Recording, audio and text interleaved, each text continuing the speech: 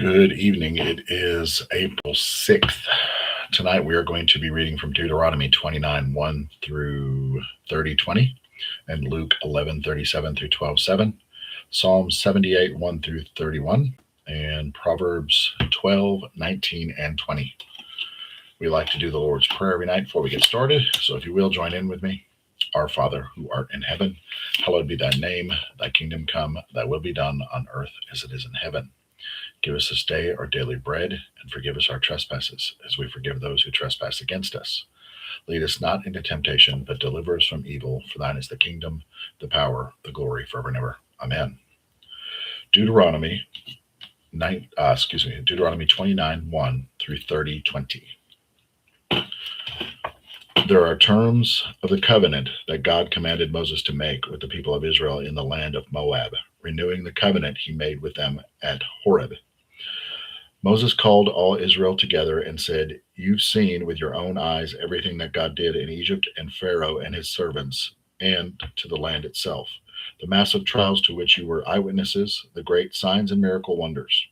But God didn't give you an understanding heart or perceptive eyes or attentive ears until right now, this very day. I took you through the wilderness for 40 years, and through all that time the clothes on your back didn't wear out, the sandals on your feet didn't wear out, and you lived well without bread and wine and beer, proving to you that I am, in fact, God, your God. When you arrived here in the first place, Shihon, king of Heshbon, and Og, king of Bashan, met us primed for war, but we beat them. We took their land and gave it as an inheritance to Reubenites, the Gadites, and half of the tribe of Manasseh. Diligently kept the words of this covenant. Do what they say that you will live. Do what they say so that you will live well and wisely in every detail. You are still standing here today in the presence of God your God, the heads of your tribe, your leaders, your officials, all Israel, your babies, your wives, the resistant foreigners in the camp who fetch your firewood and water, ready to cross over into the solemnly sworn covenant that God your God is making with you today. The covenant that is this day confirms that you and his people, and he is God, your God, just as he promised you and your ancestors, Abraham, Isaac, and Jacob. I'm not making this covenant and its oath with you alone. I'm making it with you who are standing here today in the presence of God your God, yes, but also with those who are not here today. You know the conditions in which they lived in Egypt, and have not and we how we crisscrossed through nations in our travels. You got an eye full of their obscenities, their wood and stone and silver and gold junk gods. Don't let down your guard, lest even now today someone, man or woman, clan or tribe, gets sidetracked from God your God and gets involved with the no gods of the nations. Lest some poisonous weed sprout and spread among you, a person who hears the words of the covenant oath but exempts himself, thinking, I'll live just the way I please. Thank you, and ends up ruining life for everybody. God won't let him off the hook. God's anger and jealousy will erupt like a volcano against that person. The curses written in this book will bury him. God will delete his name from the records. God will separate him out from the tribes of Israel for special punishment, according to the curses of the covenant written in the book of Revelation. The next generation, your children who come after you, and the foreigner who comes from a far country will be appalled when they see the widespread devastation, how God made the whole land sick. They'll see a fire blackened wasteland of brimstone and salt flats, nothing planted, nothing growing, not so much as a blade of grass anywhere. Like the overthrow of Sodom and Gomorrah, Admah and Zeboim, which God overthrew in a fiery rage. All the nations will ask, why did God do this to this country? Why on earth could he have made what on earth could have made him so angry? Your children will answer, because they abandoned the covenant of God of their ancestors that he made with them after he got them out of Egypt. They went off and worshipped other gods, submitted to gods they'd never heard of before, gods they had no business dealing with. So God's anger erupted against the land, and all the curses written in the book came down on it. God furiously, God furiously angry, pulled them, roots and all, out of the land and dumped them in another country, as you can see. God our God will take this hidden things, but the revealed things are our business. Are our business. That's a mouthful. It's up to us and our children to attend all to the terms in this revelation. Here's what will happen.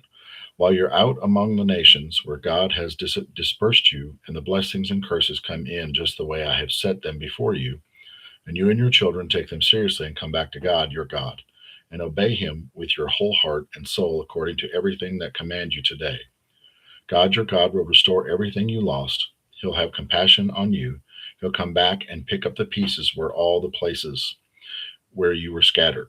No matter how far away you end up, God, your God, will get you out of there and bring you back to the land your ancestors once possessed. It will be yours again.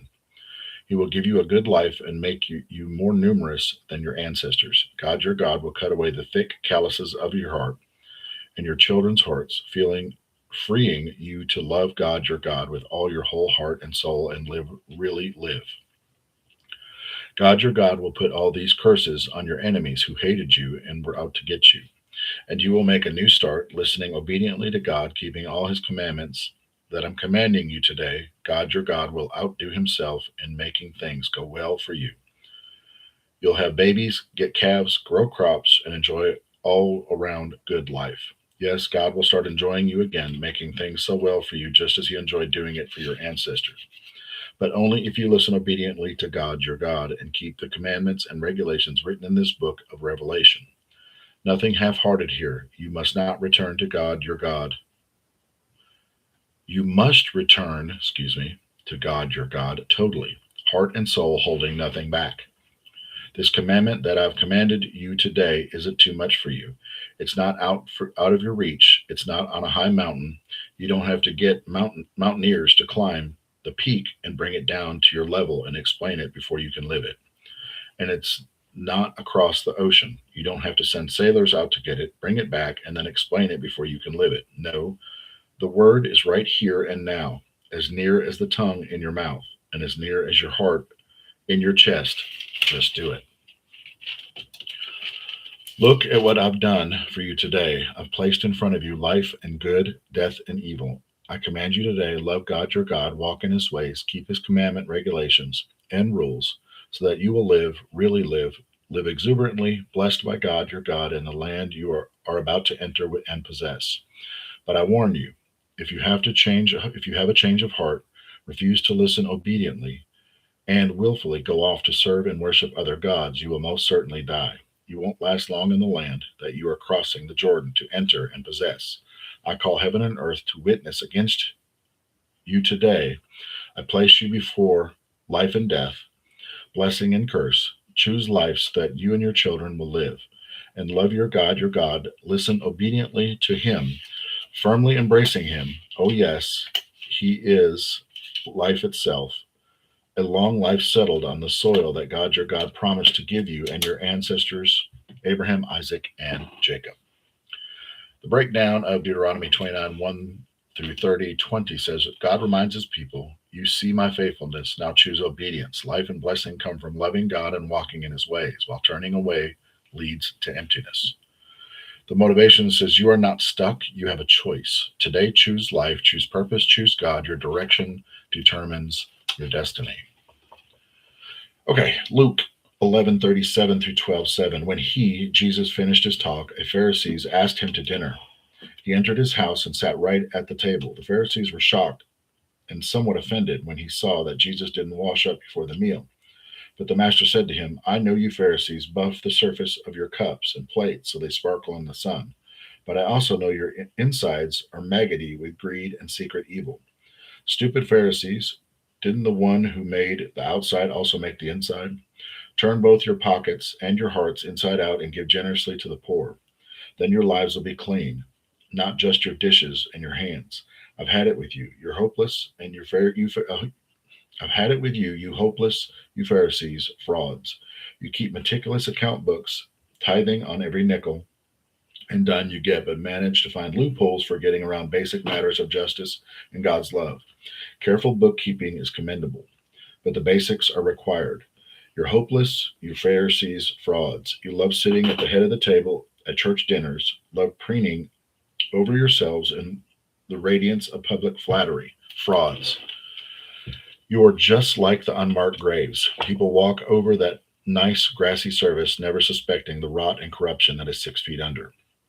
One of the religion scholars spoke up. Teacher, do you realize that in saying these things, you're insulting us? He said, yes, and I can be even more explicit. You're hopeless, you're religion scholars. You religion scholars. You load people down with rules and regulations, nearly breaking their backs, but never lift even a finger to help. You're hopeless. You build tombs for the prophets your ancestors killed. The tombs you built are monuments to your murdering ancestors more than the murdering prophets. That accounts for God's wisdom, saying, I will send them prophets and apostles, but then kill them and run them off.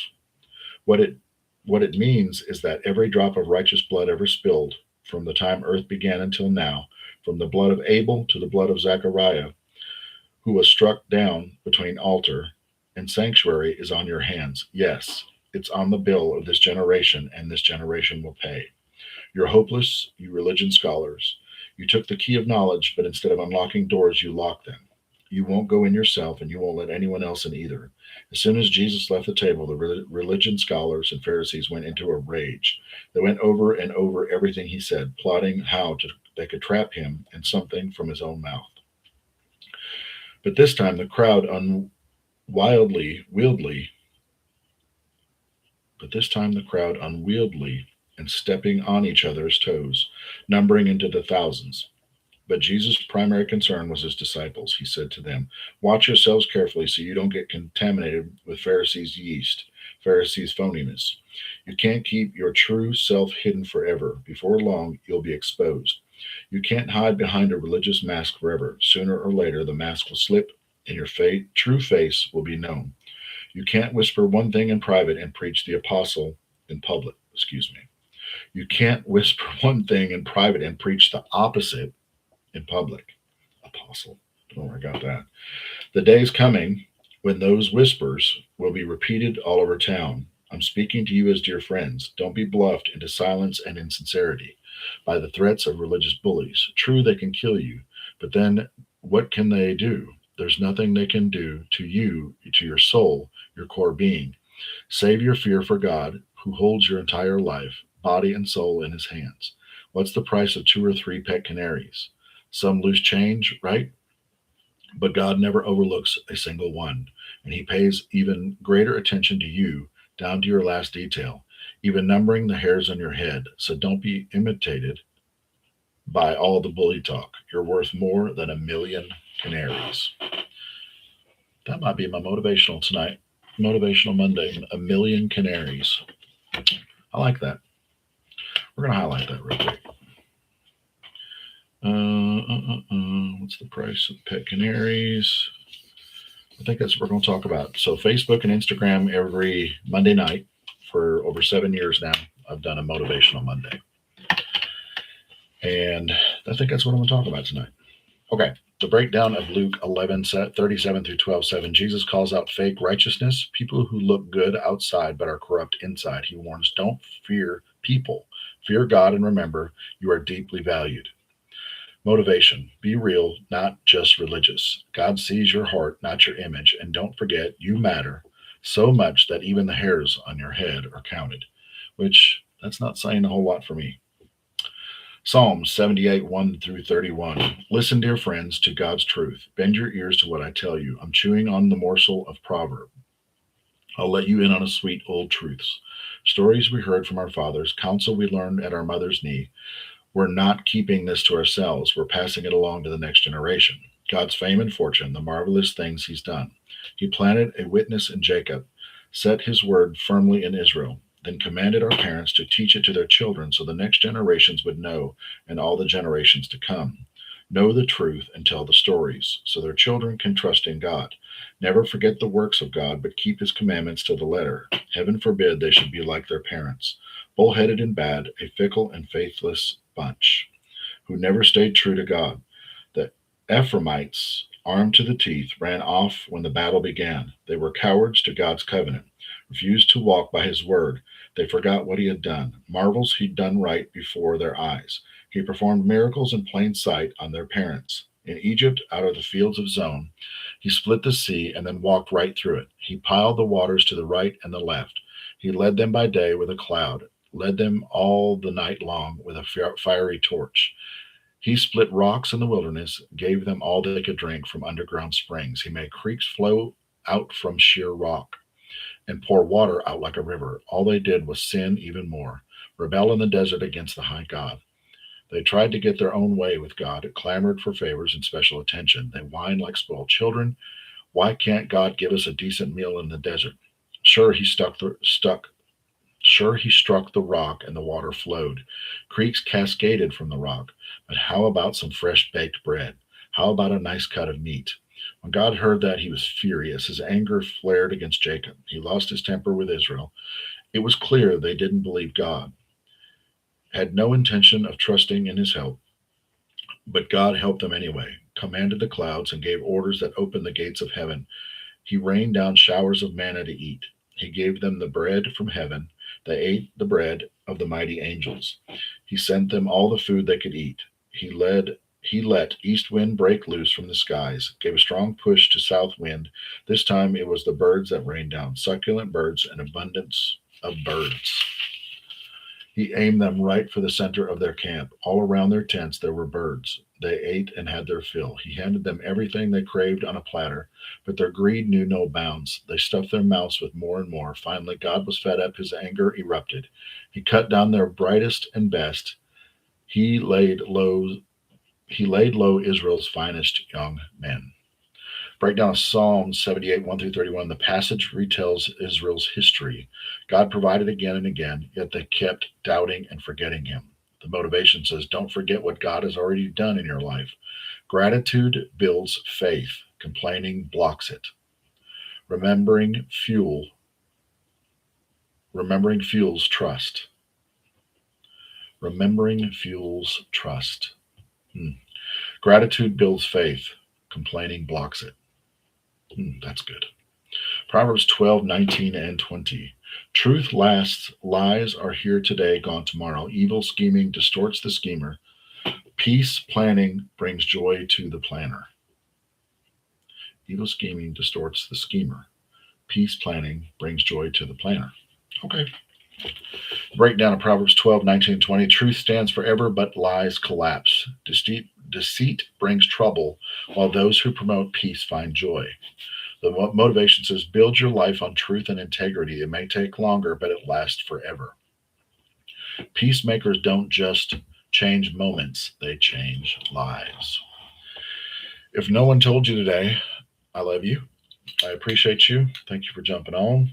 Thank you for the comments. Thank you for the subscription. Thank you for hanging out. If no one told you today, you are worth it. And I got you. And I love you.